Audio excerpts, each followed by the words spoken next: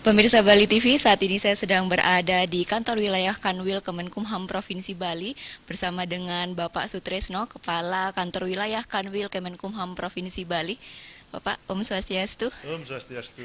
Ya Pak, terkait bagaimana implementasi kebijakan pelarangan masuknya warga dari 8 negara ke Bali itu Pak?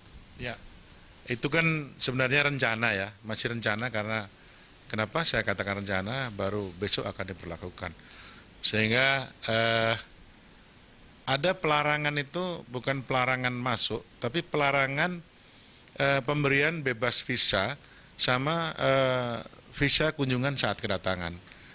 Kalau orang masuk kan boleh, sepanjang dia yang pertama adalah eh, dia tidak transit di negara-negara yang ditentukan, misalnya tidak transit dalam kurun waktu 14 hari, tidak transit di Cina, tidak transit di kota-kota yang ditentukan di Italia, di Korea Selatan maupun di Iran, dia boleh masuk ke Indonesia sepanjang besok itu dia memakai visa.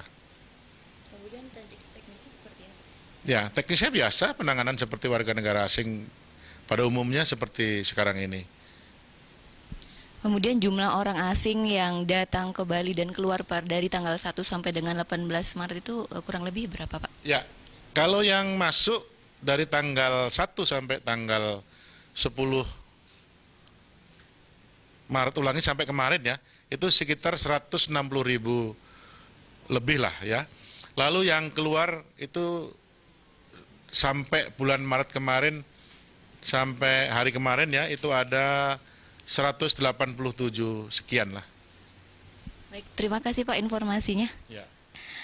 Baik, pemirsa Bali TV, demikian tadi bincang saya bersama Bapak Sutrisno, Kepala Kantor Wilayah Kanwil Kemenkumham Provinsi Bali. Saya Dewi Yunairi, dalam Breaking News Bali TV, sampai jumpa.